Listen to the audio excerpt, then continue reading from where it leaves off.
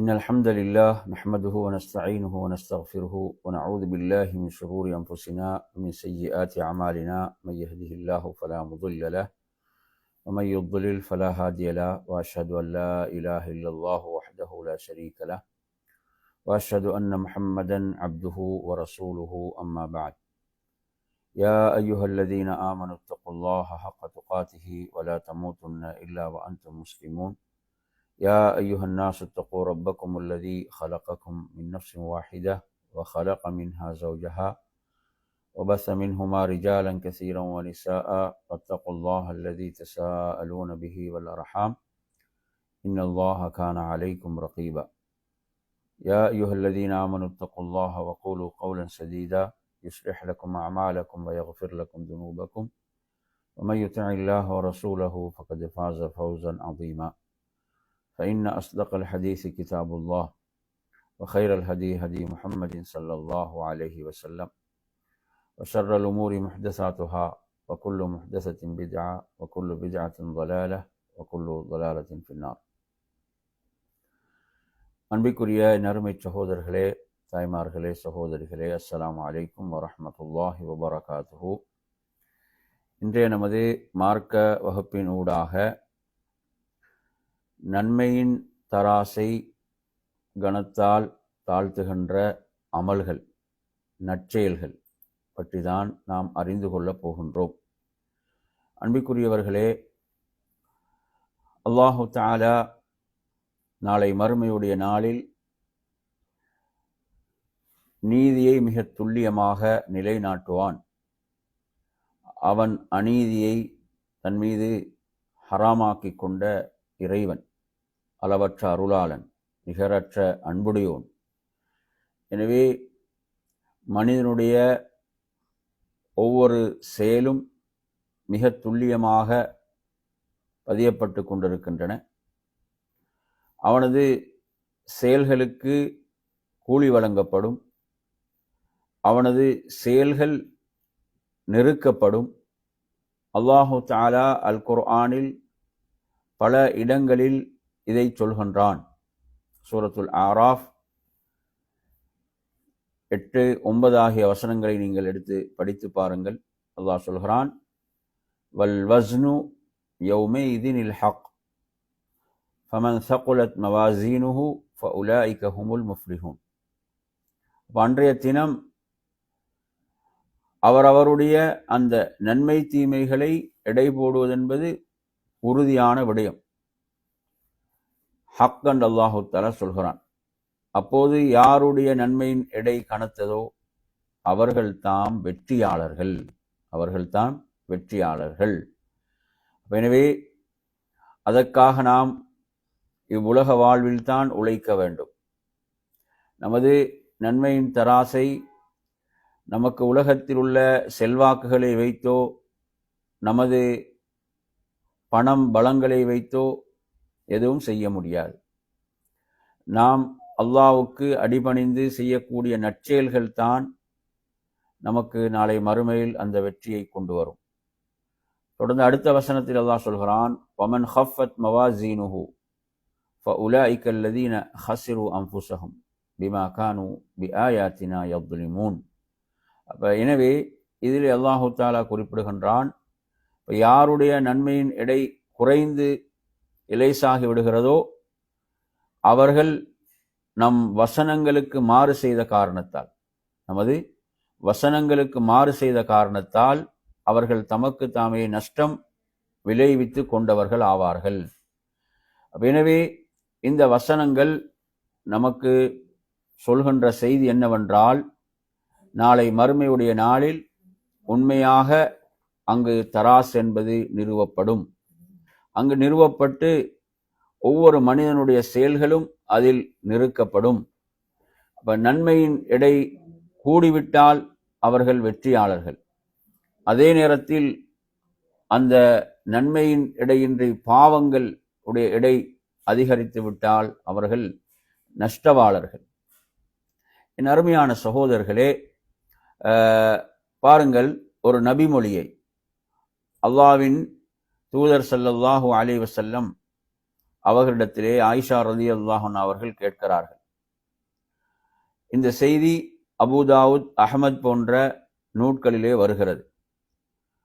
ஆயிஷா ரலியல்லாஹு அன்ஹா அவர்கள் நரகத்தை பற்றி அவர்களுக்கு நினைவுக்கு வருகிறது. நரகத்தை பற்றி எண்ணியவர்களாக அழுகின்றார்கள். அப்போது நபி ஸல்லல்லாஹு அலைஹி வஸல்லம் அவர்கள் கேட்கிறார்கள், ஆயிஷாவே, நீங்கள் ஏன் அழுகின்றீர்கள்? அப்போது சொல்கிறார்கள், ذكرت النار فبكيت, நரகத்தை எண்ணி பார்த்தேன், அந்த நரகத்தை எண்ணி பார்த்து நான் அழுகின்றேன் என்று சொல்கிறார்கள். நறுமையான சகோதரர்களே, கொஞ்சம் எண்ணி பாருங்கள், அல்லாஹ்வின் தூதருடைய மனைவி எவ்வளவு அந்தஸ்துக்குரியவர்கள், சிறப்புக்குரியவர்கள். அவர்கள் நரகத்தை நினைத்து அழுகின்றார்கள். அப்போது கேட்கிறார்கள் ஆயிஷா ரலியல்லாஹு அன்ஹா அவர்கள் அல்லாஹுடைய தூதரிடம் என்ன கேட்கிறார்கள் என்று சொன்னால், நீங்கள் மறுமையில் உங்களுடைய குடும்பம், மறுமையில் உங்களுடைய மனைவிமார்கள் உங்களுடைய நினைவுக்கு வருவார்களா? உங்கள் குடும்பத்தினர் உங்களுடைய நினைவுக்கு வருவார்களா? அவர்களை நீங்கள் எண்ணி பார்ப்பீர்களா என்று கேள்வி கேட்கிறான். அப்போது நபி ஸல்லல்லாஹு அலைஹி வஸல்லம் சொல்கிறார்கள், நாளை மறுமையுடைய நாளில் 3 இடங்கள் இருக்கின்றன. அந்த இடங்களில் யாரும் யாரையும் நினைத்து கூட பார்க்க மாட்டார்கள். சுப்ஹானல்லாஹ், யாரும் யாரையும் அங்கு நினைத்து பார்க்க மாட்டார்கள். அப்படியான நினைவுகள் எதுவும் வராது என்று சொல்லிவிட்டு சொல்கிறார்கள் அல்லாஹ்வுடைய தூதர் ஸல்லல்லாஹு அலைஹி வஸல்லம் அவர்கள், இந்தல் மீசான், அப்ப அந்த தராசு வைக்கப்படுமே, நன்மை தீமைகள் நெருக்கப்படுவதற்காக, அந்த இடத்தில் யாரை பற்றியும், என்ன குடும்பமோ நெருங்கிய உறவினர்களோ மனைவியோ கணவனோ யாரும், பெற்றோர்கள் பிள்ளைகளையோ பிள்ளைகள் பெற்றோர்களோ யாரும் யாரையும் நினைத்து பார்க்காத இடம் அது, யாரும் நினைவுக்கு வராத இடம். சுப்ஹானல்லாஹ், அந்த இடத்தில் அவர்களுடைய சிந்தனை எல்லாம் அந்த மீசான், அந்த தராசு வைக்கப்பட்டு அங்கு நன்மைகளும் தீமைகளும் நெருக்கப்படுமே அந்த இடம் இருக்கிறதே, அதில் ஒவ்வொருவருடைய சிந்தனையும் எதுவாக இருக்கும் என்றால், அதாவது எனது நன்மைகள் கூடிவிடுமா அல்லது பாவங்கள் கூடிவிடுமா என்று எண்ணக்கூடிய இடம். சுப்ஹானல்லாஹ், கொஞ்சம் எண்ணி பாருங்கள் நறுமையான சகோதரர்களே. இந்த உலகத்திலே நாம் சாதாரணமாக எதிர்கொள்ளக்கூடிய இன்டர்வியூகள், அதே போன்று பரீட்சைகள், அதில் நாம் எவ்வளவு தடுமாறுகிறோம், நிலை குலைந்து போகின்றோம். மறுமை கொஞ்சம் எண்ணி பாருங்கள். சுப்ஹானல்லாஹ், அங்கு ஒருவருடைய நன்மை தீமைகள் நெருக்கப்படுகின்ற அந்த இடம் இருக்கிறதே, அந்த இடத்தில் அவனது நிலை எப்படி இருக்கும்? அல்லாஹுடைய தூதர் இந்த செய்தியில் அதை சொல்றான். சுப்ஹானல்லாஹ், அதாவது எனது நன்மைகள் அதிகரிக்குமா அல்லது தீமைகள் அதிகரிக்குமா என்று பயந்து போயிருப்பார்கள். யாரும் அங்கு நினைவுக்கு வர மாட்டார்கள். அதே போன்று அடுத்து சொல்றாங்க ரசூலுல்லாஹ், இந்தல் கிதாப், என்ன ஏடு கொடுக்கப்படுமா இல்லையா? அந்த ஏடு அது வலதில் கிடைக்குமா இடதில் கிடைக்குமா என்று அங்கு அழைத்து, இக்ரஊ கிதாபியா ஹாஉம் இக்ரஊ கிதாபியா என்று அவர்களுக்கு சொல்லப்படுமே, உங்களுடைய புத்தகங்களை, உங்களுடைய ஏடுகளை வாசியுங்கள் என்று. அந்த இடம் சுப்ஹானல்லாஹ், யாரும் அங்கு அவர்களது நினைவுக்கு வரமாட்டார்கள். அதாவது அவர்களுடைய சிந்தனை எல்லாம் அந்த ஏடு வலதில் கொடுக்கப்படுமா அல்லது முதுகுக்கு பின்னால் இடதில் கொடுக்கப்படுமா என்பதைத்தான் எண்ணி பயந்து கொண்டிருப்பார்கள் என்று அல்லாஹுடைய தூதர் சொல்கிறார்கள். 3வது இடம், என் அருமையான சகோதரர்களே, இந்த சிராத், நரகத்துக்கு மேல் சிராத் என்ற பாலம் போடப்படுமே அந்த இடம் என்று அல்லாஹ்வின் தூதர் ஸல்லல்லாஹு அலைஹி வஸல்லம் அவர்கள் குறிப்பிட்ட செய்தியை நாம் பார்க்கின்றோம். அன்பிற்குரியவர்களே, அல்லாஹு தஆலா சூரத்துல் அன்பியா 47வது வசனத்திலே அல்லாஹு தஆலா சொல்கிறான். என்ன சொல்கிறான்? வனதஉல் மவாஸீனல் கிஸ்த் லியௌமில் கியாமஹ் ஃபலா துظلم நஃப்ஸுன் ஷைஆ وإن كان مثقال حبة من خردل أتينا بها وكفى بنا حاسبين என்று சொல்கிறான். எனவே அங்கு எந்த ஒரு ஆத்மாவும் ஒரு சிறிதும் அநியாயம் செய்யப்பட மாட்டாது, அநியாயம் செய்யப்பட மாட்டாது. மேலும் நன்மை தீமையில் ஒரு கடுகளவு எடை இருப்பினும் அதனையும் நாம் கணக்கில் கொண்டு வருவோம். அவ்வாறே கணக்கெடுக்க நாமே போதுமானவர்கள் என்று ரப்புல் ஆலமீன் சொல்கிறான். எனவே நறுமையான சகோதரர்களே, என்ன செய்யப்படும்? துல்லியமாக அங்கு கணக்கெடுக்கப்படும், துல்லியமாக நிறுக்கப்படும். யாரும் அநியாயம் செய்யப்பட மாட்டார்கள் என்பதை நமக்கு இந்த வசனம் கூறிக்கொண்டிருக்கிறது. அன்பிற்குரியவர்களே, அதே போன்று குர்ஆன்ல நிறைய வசனங்களை நீங்க எடுத்து படித்து பார்க்கலாம். அல்லாஹு தஆலா பல இடங்களில் இதை சொல்கிறான். சூரத்துல் முஃமினூன் 102, 103 ஆகிய வசனங்கள். ஃபமன் ஸகுலத் மவாஸீனுஹு ஃபஉலாயிக ஹுமுல் முஃப்லிஹூன் வமன் ஹஃபத் மவாஸீனுஹு ஃபஉலாயிக அல்லதீன ஹஸிரு அன்ஃபுஸஹும் ஃபீ ஜஹன்னம ஹாலிதூன் என்ற வசனம். இதிலும் நன்மையின் அந்த தராசு கணத்தால் யாருக்கு தாழ்ந்து விடுகிறதோ, எடை கூடி விடுகிறதோ, அவர்கள்தான் வெற்றியாளர்கள். அப்ப அங்கு நன்மையின் தராசு எடையால் குறைந்து விடுகின்ற போது, பாவங்கள் அதிகரிக்கின்ற போது அவர்கள் நஷ்டவாளர்கள், அவர்கள் நரகத்தில் தான் இருப்பார்கள். அதே போன்று அல்-காரியா உடைய அந்த வசனங்களை நீங்கள் எடுத்து பார்த்தாலும், فَأَمَّا مَنْ ثَقُلَتْ مَوَازِينُهُ فَهُوَ فِي عِيشَةٍ رَاضِيَةٍ وَأَمَّا مَنْ خَفَّتْ مَوَازِينُهُ فَأُمُّهُ هَاوِيَةٌ وَمَا أَدْرَاكَ مَا هِيَ نَارٌ حَامِيَةٌ என்ற இந்த வசனங்களும் நன்மையின் தராசு இடையில் கணத்து விடுமாக இருந்தால் அவர்கள் ஒரு பொருந்தி கொள்ளப்பட்ட ஒரு நிம்மதியான ஒரு வாழ்க்கையில் அவங்க இருப்பாங்க. அதை வார்த்தைகளால் வர்ணிக்க முடியாத ஒரு வாழ்க்கை அது. சுப்ஹானல்லாஹ், அவ்வளவு இன்பங்கள் அந்த வாழ்விலே இருக்கும்.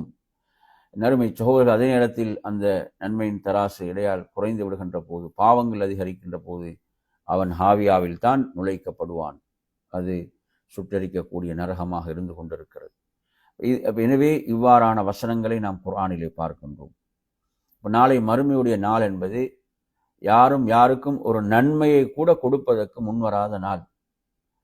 இந்த உலகத்தில் நாம் ஒருவர் நெருக்கடிக்குள்ளாகிவிட்டால், துன்பத்துக்குள்ளாகிவிட்டால் இன்னொரு உதவி செய்கிறார்கள். நாங்கள் பார்க்குறோம், இலங்கையில் ஏற்பட்டிருக்கக்கூடிய இந்த நெருக்கடியான நிலை. இந்த நிலையில எவ்வளோ மக்கள் போய் உதவி செய்கிறாங்க. என்ன செய்கிறாங்க? ஒவ்வொரு ஊராக சென்று பாதிக்கப்பட்ட பகுதிகளுக்கு சென்று உதவி செய்கிறார்கள். இயன்ற உதவிகளை செய்கிறார்கள். பார்க்கிறோமா இல்லையா? இது உலகத்தில் நாம் பார்க்கிறோம்.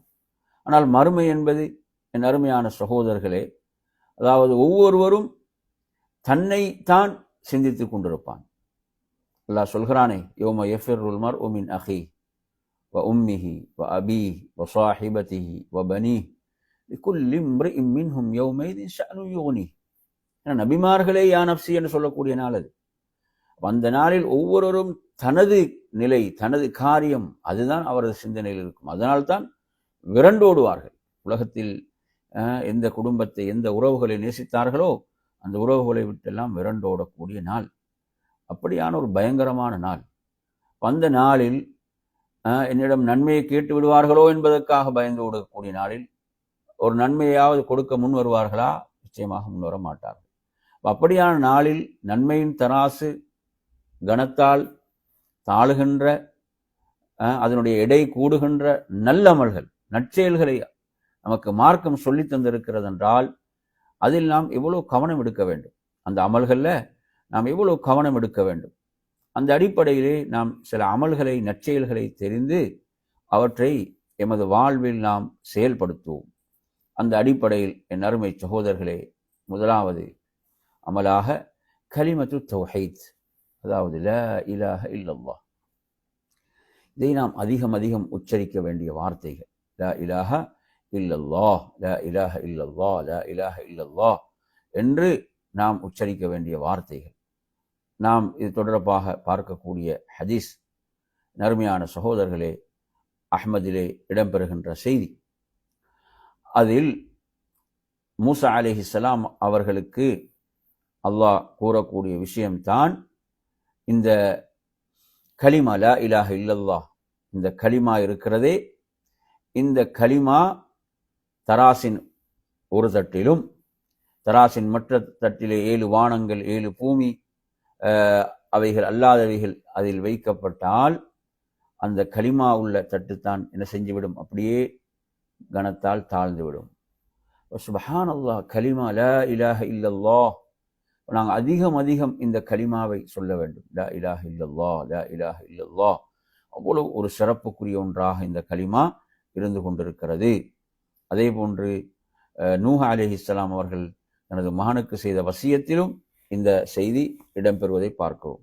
லா இலாஹ இல்லல்லாஹ் என்ற கலிமா. அதே போன்று இந்த லா இலாஹ இல்லல்லாஹ் என்ற கலிமா தொடர்பாக மற்றுமொரு ஹதீஸையும் நீங்கள் பார்க்கலாம், மற்றுமொரு நபிமொழியையும் நீங்கள் பார்க்கலாம். இது இப்னு மாஜா, திர்மிதி போன்ற நூட்களில் வரக்கூடிய ஒரு செய்தி. மறுமையுடைய நாளில் அல்லாஹ்வுடைய தூதர் ஸல்லல்லாஹு அலைஹி வஸல்லம் சொல்கிறார்கள், என் சமூகத்தை சேர்ந்த ஒரு மனிதர் படைப்பினங்கள் அனைத்துக்கு முன்னால் அழைக்கப்படுவார். மக்கள் எல்லாம் பார்ப்பார்களா இல்லையா? அவருக்காக எத்தனை 99 ஏடுகள் விரிக்கப்படும். எத்தனை ஏடுகள்? 99 ஏடுகள் விரிக்கப்படும். அந்த ஒவ்வொன்றிலும், அந்த ஒவ்வொரு ஏடும் கண் பார்வை எட்டக்கூடிய தூரம் வரை அதனை செய்யும், அது நீண்டிருக்கும். பிறகு அல்லாஹ் கேட்பான், இதில் உள்ள எதையேனும் நீ மறுக்கிறாயா என்று அல்லாஹ் கேட்பான். இதில் உள்ள எதையேனும் நீ மறுக்கிறாயா? அவன் சொல்வான், இல்லை என் இறைச்சகனே, நான் எதையும் மறுக்கவில்லை. அல்லாஹ் அடுத்து கேட்பான், பதிவு செய்யும் என் மலக்குகள், என் எழுத்தாளர்கள் உனக்கு ஏதும் அநீதி இழைத்து விட்டார்களா என்று பார். என் அருமையான சகோதரர்களே, அப்போது அவன் என்ன சொல்வான் என்று சொன்னால், அதாவது அடுத்த ஒரு கேள்வியும் இருக்கிறது. இதை தவிர உன்னிடம் ஏதேனும் நன்மைகள் உண்டா? அந்த மனிதன் பீதி அடைந்து சொல்வார், இல்லை, அந்த மலக்குகளும் எந்த அநீதியும் செய்யவில்லை, எந்த நன்மையும் இல்லை என்று அவன் கூறும்போது அல்லாஹ் என்ன சொல்வான் தெரியுமா? நிச்சயமாக நம்மிடம் உனக்கு என்ன இருக்கிறது? நன்மை இருக்கிறது. இந்த நாளில் உனக்கு அநீதி இழைக்கப்பட மாட்டாது. சுப்ஹானல்லாஹ். பிறகு ஒரு பித்தாகா, ஒரு அட்டை என்ன செய்யப்படும்? வெளியே கொண்டு வரப்படும். அந்த அட்டையில் என்ன இருக்கும்? அவன் செய்த ஒரே அமல் என்னதான்? அஷ்ஹது அல்லா இலாஹ இல்லல்லாஹ் வ அன்ன முஹம்மதன் அப்துஹு வ ரசூலுஹு, வணக்கத்துக்குரியவன் அல்லாஹுவை தவிர வேறு யாரும் இல்லை என்றும் முஹம்மத் ஸல்லல்லாஹு அலைஹி வஸல்லம் அவனுடைய அடிமையின் தூதருமாவார்கள் என்று நான் சாட்சி கூறுகிறேன் என்பது மட்டும்தான் அவன் செய்த அமல். இது எழுதப்பட்டிருக்கும். அப்போது அந்த மனிதன் அல்லாஹ்விடத்திலே கேட்பான், என் இறைச்சகனே, இந்த ஏடுகளோடு ஒப்பிடும்போது இந்த அட்டை என்னவாகும்? 99 ஏடுகள். சுப்ஹானல்லாஹ், அது அந்த பார்வை எட்டும் அளவுக்கு அந்த ஏடுகள், அவ்வளவு பாவங்கள். அப்போது அல்லாஹ் என்ன சொல்வான் என்றால், அந்த ஏடுகள் தராசின் ஒரு தட்டிலும் அந்த அட்டை மறு தட்டிலும் வைக்கப்படும். அந்த ஏடுகள் என்ன செய்யும்? அப்படி மேலே செல்லும். கலிமா லா இலாஹ, அந்த அஷ்ஹது அல்லா இலாஹ இல்லல்லாஹ் அஷ்ஹது அன்ன முஹம்மது அப்துஹு வ ரசூலுஹு என்பதுதான் அப்படியே கீழே செல்லும். பாருங்க, அல்லாஹ் என்ன சொல்கிறான் ஹதீஸுல் குதுஸில, என்னை நீ சந்திக்கும் போது இந்த பூமியுடைய அளவுக்கு நீ பாவங்களோடு என்னிடம் வந்தாலும் ஷிர்க்கோடு வரக்கூடாது. என்ன விஷயம்? கண்டிஷன் என்ன? ஷிர்க் இருக்கக்கூடாது. அந்த ஷிர்க் இல்லாமல் இந்த பூமியுடைய அளவுக்குத்தான் நீ பாவங்களோடு என்னை சந்தித்தாலும் எனது மன்னிப்பு உனக்கு இருக்கிறது என்பது நாங்கள் ஹதீஸ்ல படிச்சுக்கிறோம் இல்லை? ஹதீஸுல் குதுஸில வருகிறது. பாருங்க, சுப்ஹானல்லாஹ், இந்த மனிதனுடைய நன்மை இது மட்டும்தான். இதன் மூலம் அவன் என்ன செய்கிறான்? இறை மன்னிப்பை பெற்றுக்கொள்கிறான். அது கனத்தால் தாழ்ந்து விடுகிறது. தௌஹீத், ஏகத்துவம், ஓரிரை கொள்கை என்பது சுப்ஹானல்லாஹ் எவ்வளவு முக்கியமானது அருமையான சகோதரர்களே. அதை பாழ்படுத்துகின்ற ஷிர்க்குகளில் ஈடுபட்டு விடக்கூடாது. அதை அழித்து விடுகின்ற ஷிர்க்கான பாவங்களிலே ஈடுபட்டு விடக்கூடாது. எனவே இந்த அமல் இதில் மிக முக்கியமான அமலாக இருக்கிறது. இந்த அமல் அந்த நன்மையின் தராசை கனத்தால் தாழ்த்தக்கூடிய அமல்கள்ல கலிமா லா இலாஹ இல்லல்லாஹ் என்பதை நாம் பார்க்கின்றோம். அடுத்த அருமையான சகோதரர்களே, அபூதாவுத் திர்மிதியில் வரக்கூடிய செய்தி, அபு தர்தா ரலியல்லாஹு அன்ஹு அறிவிக்கிறார்கள், அல்லாஹ்வுடைய தூதர் ஸல்லல்லாஹு அலைஹி வஸல்லம் சொல்கிறார்கள், மா மின் ஷைஇன் யூதஉ ஃபில் மீஸானி அஸ்கலு மின் ஹுஸ்னில் குலுக். நன்மையின் தராசில் மிகவும் எடையில் கூடியதாக எது இருக்கும் என்றால் நட்பண்புகள். அதில் வைக்கப்படக்கூடியவைகள்ல மிகவும் கனமானதாக எது இருக்கும் என்றால் நட்பண்புகள் இருக்கும். எனவே நறுமையான சகோதரர்களே, நாம் நட்பண்புகளோடு நடந்து கொள்வது இருக்கிறதே, அது நமக்கு நாளை மறுமையில் இவ்வளவு பயனளிக்க போகிறதுன்னு பாருங்க. சிலவங்க சொல்லுவாங்க, நாங்கள் நல்லவனாக இருந்தால் பிரச்சனை கூட, நல்லவனாக இருந்தால் என்ன செய்கிறாங்க, தலைக்கு மேலே ஏறி மாவரைக்கிறாங்கன்னு வாரு. நாங்கள் இங்கு நல்லவர்களாக இருக்க வேண்டும். ஏன் என்றால் அது நாளை மறுமையில் நமக்கு வெற்றியை பெற்றுத்தரும். மாபெரும் வெற்றிக்குரியதாக நட்பண்புகளோடு நாம் நடந்து கொள்வது, நட்பண்புகளோடு நாம் செயல்படுவது, அதற்காக ஏமாளிகளாக நடப்பது என்பதல்ல. நட்பண்புகளோடு எப்படி அல்லாஹ்வுடைய தூதர் நடந்தார்கள், சஹாபாக்கள் நடந்து கொண்டார்கள். எனவே அந்த நட்பண்புகளை நாம் அணிகலனாக்குவது என்பது இவ்வளவு சிறப்பை பெற்றுத்தரக்கூடிய ஒரு அமலாக இருக்கிறது. அடுத்த நறுமையான சகோதரர்களே, சில திக்ருகளை அல்லாஹ்வுடைய தூதர் சொல்லி தந்தார்கள். உண்மையில் இந்த திக்ருகளை நமது நாவுகள் உச்சரிக்கின்றனவா, இந்த திக்ருகளை நமது நாவுகள் மொழிகின்றனவா என்று நாம் சிந்தித்து பார்க்க வேண்டும். என்ன திக்ர்? சுப்ஹானல்லாஹி வ பிஹம்திஹி சுப்ஹானல்லாஹில் அஸீம் என்ற இந்த திக்ர் புகாரி முஸ்லிமில் வரக்கூடிய செய்தி. இது மிக எளிதான 2 வார்த்தைகள். அதே போன்று இது நாவுக்கு மிக எளிதானவைகள், நாவுக்கு மிக எளிதான வார்த்தைகள், நன்மையின் தராசில் கனத்தால் என்ன அப்படியே தாழுகின்ற வார்த்தைகள், அல்லாஹ்வுக்கு ரஹ்மானுக்கு மிக விருப்பமான வார்த்தைகள். இப்போ நாங்கள் இது அதிகம் சொல்வது இருக்கிறதே, இப்போ நன்மையின் தராசில் அதை எடையை அதிகப்படுத்தி கொண்டே இருக்கும் என் அருமை சகோதரர்களே. சுப்ஹானல்லாஹி பிஹம்திஹி சுப்ஹானல்லாஹில் அஸீம் என்று நாம் கூறுவது நன்மையின் தராசில் எடையை அதிகரித்து கொண்டே இருக்கும். உண்மையில் நமது வாழ்வினுடைய பெருமதி எதில் இருக்கிறது? இவ்வாறான அமல்களை நாம் செய்வதிலே. அதே போன்று அல்லாஹ்வுடைய தூதர் சொல்கிறார்கள், முஸ்லிமில் வரக்கூடிய செய்தி, அதாவது அல்ஹம்துலில்லா தம்ல உல் மீசான். அல்ஹம்துலில்லா என்பது இருக்கிறது, அது மீசானை நிரப்பும். அல்ஹம்துலில்லா என்று சொல்வது மீசானை நிரப்பும். அதே போன்று சுப்ஹானல்லாஹ் வல்ஹம்துலில்லா என்பது தம்லஆன், அந்த 2ம் நிரப்பக்கூடியவைகள் என்று அல்லாஹ்வுடைய தூதர் ஸல்லல்லாஹு அலைஹி வஸல்லம் சொல்றார். எந்த அளவுக்குண்டா அவ் தம்லஉ மா பைன ஸமாஇ வல் அர்த், வானங்கள் பூமிக்குள்ள இடையிலே உள்ள இடையை நிரப்பக்கூடிய அளவுக்குள்ள வார்த்தைகள். எனவே நாம் என்ன சொல்வது? அதாவது சுப்ஹானல்லாஹ் வல்ஹம்துலில்லாஹ் வலா இலாஹ இல்லல்லாஹ் வல்லாஹு அக்பர். அதில் லா இலாஹ இல்லல்லாஹ் வந்து விடுகிறது இல்லையா? சுப்ஹானல்லாஹ் வல்ஹம்துலில்லாஹ் வலா இலாஹ இல்லல்லாஹு வல்லாஹு அக்பர். மற்றும் ஒரு ஹதீஸை பாருங்க, அஹ்மதில் வரக்கூடிய செய்தி. அல்லாஹ்வுடைய தூதர் ஸல்லல்லாஹு அலைஹி வஸல்லம் அவர்கள் சொல்கிறார்கள், அதாவது 5 விடயங்கள் இருக்கின்றன, 5 வார்த்தைகள். அந்த விடயங்கள் என்ன செய்யும் என்று சொன்னால், அந்த நன்மையின் தராசை கனத்தால் தாழ்த்தக்கூடிய வார்த்தைகள் என்று அல்லாஹ்வுடைய தூதர் சொல்லிவிட்டு சொல்கிறார்கள். சுப்ஹானல்லாஹ் வல்ஹம்துலில்லாஹ் வலா இலாஹ இல்லல்லாஹ் வல்லாஹு அக்பர். இதுல 4 விஷயம். அப்ப இந்த ஒவ்வொன்றும் எத்தனை விஷயம்? சுப்ஹானல்லாஹ் 1, அல்ஹம்துலில்லாஹ் 1, லா இலாஹ இல்லல்லாஹ் 1, வல்லாஹு அக்பர். அப்ப இதுல 4. 5 விஷயங்களோட சொல்றாங்களே. 5வது விஷயம் என்னன்னு பார்த்தீங்கன்னு சொன்னா, அதாவது ஒரு சாலிஹான குழந்தை என்ன செய்கிறது? மரணித்து விடுகிறது. அந்த பெற்றோர்கள் என்ன செய்யறாங்க? அல்லாஹ்வுக்காக பொறுமையோடு அதை ஏற்றுக்கொள்கின்ற போது அதுவும் என்ன செய்து மிக பெரும் நன்மையாக மாறிவிடுகிறது நாளை மறுமையுடைய நாளில். சுப்ஹானல்லாஹ். நறுமையான சகோதரர்களே, அப்ப அதுல பொறுமையோடு அல்லாஹ்விடத்தில் கூலி எதிர்பார்த்து செயல்பட வேண்டும். அந்த சோதனையில் அதுதான் முக்கியமானது.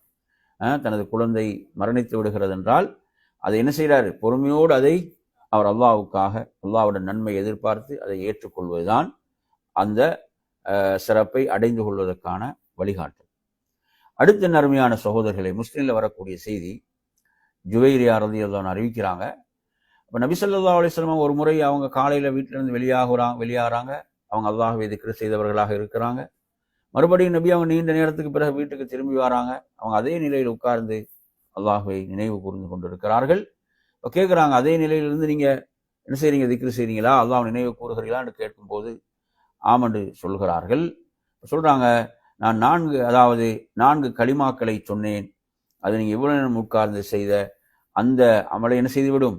அதை சமப்படுத்தி விடக்கூடியதாக இருந்திருக்கிறது என்று சொல்லிவிட்டு சொல்றாங்க, சுப்ஹானல்லாஹி பிஹம்திஹி அஜத ஹல்கிஹி வரிதா நஃப்ஸிஹி வஸினத அர்ஷிஹி வமிதாத கலிமாத்தி.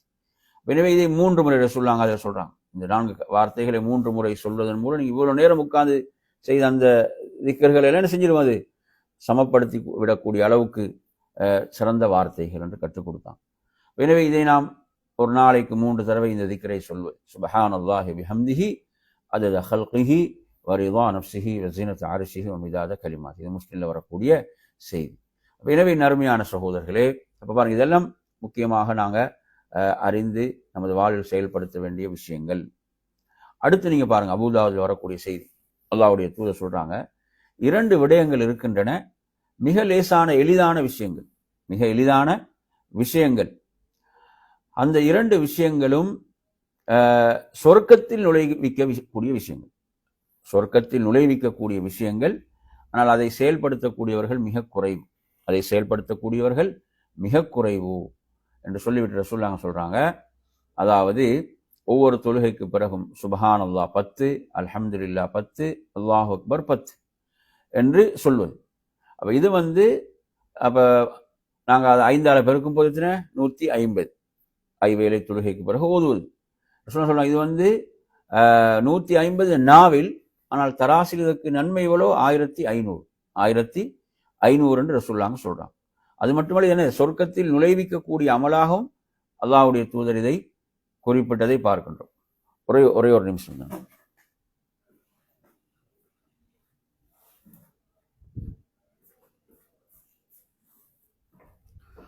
எனவே நறுமையானவர்களே, அந்த அடிப்படையில் பார்த்தீங்கன்னு சொன்னால், அப்போ இந்த திக்கரை 10 முறை இந்த ரிவாயத்தில் வருது. ஒருவர் 33 தடவை 33 தடவை அப்படி 34 தடவை சொல்லனாலும் அதில் அந்த 10 சொல்கிற எண்ணிக்கையும் அதுக்குள்ளே வந்துடும், அந்த சிறப்பையும் அவர் அடைந்து கொள்வார். அதே மாதிரி 10 முறை சொல்வதற்கும் இந்த ஹதீஸில் ஆதாரம் இருக்கிறது, 10 முறை சொல்வதற்கும் ஆதாரம் இருக்கிறது. அதே போன்ற நறுமையான சகோதரர்களே, அடுத்த ரசூலுல்லாஹ் இதில் சொன்ன அமல் என்னவென்றால், தூங்கச் செல்வதற்கு முன்னால் ஒருவர் சுப்ஹானல்லாஹ் 33, அல்ஹம்துலில்லாஹ் 33, அல்லாஹ் அக்பர் 34 சொல்வது. இது நாவில் 100 முறை தானே, தராசில் 1000 நன்மைகள். இதற்கு எத்தனை நன்மைகள்? 1000 நன்மைகள்.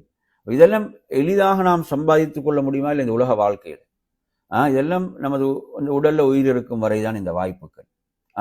அதோடு அந்த வாய்ப்புகள் அனைத்தும் முடிந்துவிடும். எனவே நறுமையான சகோதரர்களே, இவ்வாறான அமல்கள், இவ்வாறான நற்செயல்கள், அதே போன்றுதான் ஒருவர் ஒரு ஜனாசா தொழுகையில கலந்து கொள்வாராக இருந்தால், ஒரு ஜனாசா தொழுகையில கலந்து கொள்வாராக இருந்தால் அவருக்கு ஒரு கீராத் நன்மை. கீராத் என்பது என்ன? ஒரு மிக பெரும் ஒரு மலையை போன்று, உஹது மலையை போன்று என்றும் ஹதீஸ்கள் வருகிறது. அதே போன்று அந்த ஜனாசாவை அடக்கும் வரை அவர் சென்று அந்த ஜனாசாவை பின்தொடர்ந்து சென்றால் 2 கீராத் அளவு நன்மை, 2 கீராத் அளவு நன்மை கிடைக்கும். இதெல்லாம் என்ன? சுப்ஹானல்லாஹ், எவ்வளவு பெரிய நன்மைக்குரிய விடயங்களாக இவைகள் இருந்து கொண்டிருக்கின்றன. எனவே நறுமையான சகோதரர்களே, இவ்வாறு நன்மையின் அந்த தராசை கனத்தால் தாழ்த்தக்கூடிய அமல்களில் நாம் விரைந்து செயல்பட வேண்டும் என்ற அதனுடைய பெருமதியை நிச்சயமாக நாம் எங்கு உணர்வோம் என்றால், நமது உடலிலிருந்து உயிர் பிரிகின்ற போது தான் என்ன, அல்லி அமலு சாலிஹா, அமல் செய்வதற்கு அவகாசம் ஒவ்வொருவரும் கேட்கக்கூடிய சந்தர்ப்பமாக இருக்கிறது. எனவே அந்த சந்தர்ப்பத்தில் தான் பெருமதி தெரியும். அதே போன்று நாளை மறுமையில், அவனது கபருடைய வாழ்வில் நாளை மறுமையில் அவைகளுடைய பெருமதிகளை கண்டுகொள்வான். அந்த இடத்தில் அவன் கை செய்தப்பட்டு எந்த பயனும் இல்லை. எனவே அந்த அடிப்படையில் நறுமையான சகோதரர்களே, இவ்வாறு நமக்கு மார்க்கம் சொல்லித்தந்த நன்மையின் தராசை இடையால் தாழ்த்தக்கூடிய நற்செயல்கள், நல்லமல்களை நாங்கள் விரைந்து செயல்பட வேண்டும். அதே போன்று அமல்கள் என்பதே என்ன செய்யும், நன்மையின் தராசில் இடையே கூட்டக்கூடியது. ஆனால் அதில் குறிப்பாக ரசூலுல்லாஹ் சொல்லி தந்த இவ்வாறான அமல்கள், இவ்வாறான நற்செயல்கள், அவைகளில் நாம் என்ன செய்ய வேண்டும், நாம் ஒரு கூடுதலான கவனத்தை நாம் எடுக்க வேண்டும். எனவே அந்த சிறப்புக்காக நாம் விரைந்து செயல்பட வேண்டும். அல்லாஹு தஆலா குர்ஆன்ல நமக்கு எப்படி நம்மை அழைக்கிறான் என்றால், நன்மைகள் விரைந்து செல்லுமாறு, விரையுமாறு தான் அல்லாஹ் அழைப்பு விடுக்கிறான். மெதுவாக அல்ல. எவ்வளவு வேகமாக பயணிக்க முடியுமோ அவ்வளவு வேகமாக விரைந்து நாம் அதிலே செயல்பட வேண்டும். எனவே அந்த அடிப்படையில் நறுமையான சகோதரர்களே, இவ்வாறான நற்செயல்களை நமது வாழ்வில் அதிகப்படுத்திக் கொள்வதற்கு அல்லாஹ் நம் அனைவர்களுக்கும் அருள் பாலிப்பானாக என்று கூறி நிறைவு செய்கிறேன். வஆகிரு தஅவானா அல்ஹம்துலில்லாஹி ரப்பில் ஆலமீன். அஸ்ஸலாமு அலைக்கும் வரஹ்மத்துல்லாஹி வபரகாத்துஹு.